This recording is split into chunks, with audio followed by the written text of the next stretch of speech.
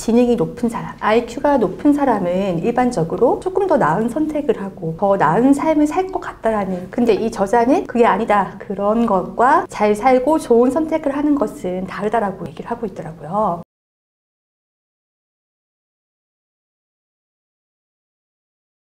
지능이 또 높은 사람이 성공을 하기 어려운 이유가 또 하나 더 있어요. 방향 전환이 좀 어려워요. 이렇게 설명하면 좋을 것 같은데, 계속 인생에 있어서 개인으로 하는 것들은 성공을 하는 거예요. 뭐 1등을 한다든지 자격증을 취득한다든지 자기 성공 경험이 많아요. 그러니까 미션이 왔을 때 그 미션을 하기 위해서 자신의 성공 경험으로 또 그걸 하려고 하거든요. 네. 근데 그 성공 경험은 여기에 대입이 되지 않는 거예요. 그 부분은 네. 다시 앞으로 돌아가서 사바나 초원 시대의 그 관계형 미션에 대한 이해가 필요해요. 그 시절에 살아왔던 사람들이 생존과 번식, 그 다음에 부족의 안녕을 위해서 서로 힘을 합하고 노력하고 같이 하는 그런 것들이 오랜 시간 우리 사회를 지배했을 거잖아요. 네. 최근에 들어가지고 급격한 발달로 인한 일반 지능이 발달했는데, 사실은 사바나 초원 시대 지능이 우리 DNA에는 훨씬 많은 거죠. 그렇기 때문에 일반 지능을 가진 사람이 이 방향이 아니다, 그러면 방향을 바꾸면 되잖아요. 근데 방향을 바꾸기가 어려운 거예요. 어떤 목표를 이룸에 있어가지고 내가 바뀌면은 할 수 있는 목표가 있을 거고요. 그렇죠. 나하고 전혀 상관없이 어떤 목표를 이루거나 성과를 내는 방법이 있을 거예요. 그러면 내가 통제할 수 있는 것 외에는 어떻게 돼요? 운이 좋아야 될까요? 그렇죠. 재수가 좋아야 되는 건가요? 그렇지 않죠. 관계형의 어떤 그런 부분들에 대한 이해가 있다고 하면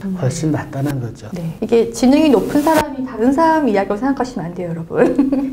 지금 보고 계신 여러분도 다 지능이 높은 사람에 속해 있습니다. 그러면 이 저자가 얘기한 지능의 역설대로라면은 지능이 높은 분들은 어떻게 살아야지 자신이 원하는 바를 이룰 수 있을까요? 그 부분에 있어서는 사바나 초원 시대의 지능을 조금 도입할 필요가 있어요. 그 시절에는 생존 본능에 대한 것들을 많이 이루어졌을 거잖아요. 네. 거기에서는 나보다는 우리보다는 우리 부족, 이런 것들을 이루어졌을 거잖아요. 네. 그러니까 나라는 개인의 어떤 지능보다는 공동체에 대한 것들이 많았겠죠. 그래서 현대에 있어서 좀 부족한 부분들이 그 시절에 그 부분이 아닌가 싶어요. 이 부분을 좀 보완한다면 좀 낫지 않을까, 이렇게 생각합니다. 관계 형성 능력을 키워야 된다는 말씀이시네요. 그렇죠, 그렇죠. 태도가 좀 변화해야죠. 개인의 어떤 취향들이 요즘은 정말 다양하잖아요. 와인을 좋아하는 사람, 클래식을 맞죠. 좋아하는 사람, 그걸 가만히 들여다보면 다 개인이 하는 일이에요. 개인이 좋아하는 것들이고. 같이 하는 것들이 같이 하는 것이 혼자 아니고. 해도 아무 무방하지 않은. 그렇죠, 네. 그렇죠. 그래서 이왕이면은 아마 이제 젊은 취준생이나 2030 이런 분들이 자기가 원하는 부분의 어떤 주제, 원하는 부분의 어떤 그런 커뮤니티, 이런 데에서 관계 형성을 하기 위한 노력을 하는 게 좋지 않겠나, 이런 생각을 합니다. 요즘 젊은 세대들의 특징이기도 하지만 자기만 잘 살아도 되지 않나? 혼자 잘 살기도 힘든 세상인데 이런 의견도 많잖아요. 그런 의견이 많죠. 우리가 어릴 때 도덕 이런 시간에 배운 그렇죠. 이타심이라는 거 있잖아요. 네. 남에게 유익한 도움을 주는 것. 사실은 그 이타심이 많이 부족하잖아요. 네. 근데 실제로 그 이타심이 있으면은 성공할 확률이 더 높아요. 이기적 이타심이라고 여기서 정의할 수 있겠는데요. 네. 나도 도움이 되고 상대도 도움이 되는, 서로 도움이 되는 그런 이타심을 가져서 커뮤니티에서 내가 도움을 줄 수 있는 재능, 그런 것들이 있다면 재능 기부도 좀 하고, 사회적으로 자기가 봉사할 수 있는 것들이 있다면 그런 것도 좀 하고, 그러면 지능의 역설을 좀 벗어날 수 있지 않을까,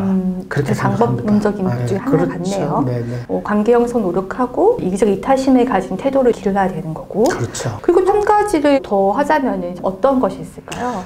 뭐 이것도 의식적인 노력은 해야 돼요. 그러니까 어떤 필요의 부분에 있어가지고 우리가 조건이라는 것들이 생길 거잖아요. 네. 그래서 뭐 내 삶의 방향성 결정해야 되는 것들이 있을 때 우리가 원래 원하던 그런 것이 아니라 할지라도 잘 생각해갖고 시작할 수 있는 길이라고 하면 하는 거죠. 시작을 하는 것. 네, 이게 시작을 중요하다고 해야죠. 생각합니다. 자신이 가려고 했던 그 길이 아니더라도 시작을 하고 노력을 해야 된다는 말씀이신 거죠. 그렇죠, 작게라도. 그렇죠. 네네. 네. 어쨌든 자기가 성공한 경험만으로는 잘 살 수 있지 않다라는 것을 지능의 역설로도 얘기를 하고 있고, 저희가 최근에 겪었던 많은 사례를 봐서라도 그런 분들이 많이 보이는 것 같아요. 많이 보이죠. 왜 성공하지 못하는가에 대한 의문이 있는 분들이 많이 있는 것 같아요. 이 책이 사실 정답을 얘기하고 있지는 않아요. 네. 그래서 어려워요. 그렇죠. 결론을 정답을 지어주지 얘기하고 않으니까. 있지는 않고 네. 과정을 좀 얘기하고 있는데, 이 과정 중에서 본인이 취합할 수 있는 부분들이 있어 보여요. 이제 그런 부분들을 선택해서 본인의 삶에 좀 적용할 수 있으면 훨씬 더 나은 생활이 되지 않을까 이렇게 생각합니다. 네, 맞습니다. 이전 심리학 책을 접하면서 심리학 책을 그냥 날 것으로 그대로 볼 게 아니라 그걸 자기 인생에 좀 대입하고 계속 체화시킬 수 있는 노력을 하지 않으면은 시간이 효율적으로 쓰여지지 못할 것 같다는 생각을 했어요. 네, 제 대담을 마칠 시간이 되었습니다. 제가 도서관 사서 인력 지원 사업 전문가로서 프로젝트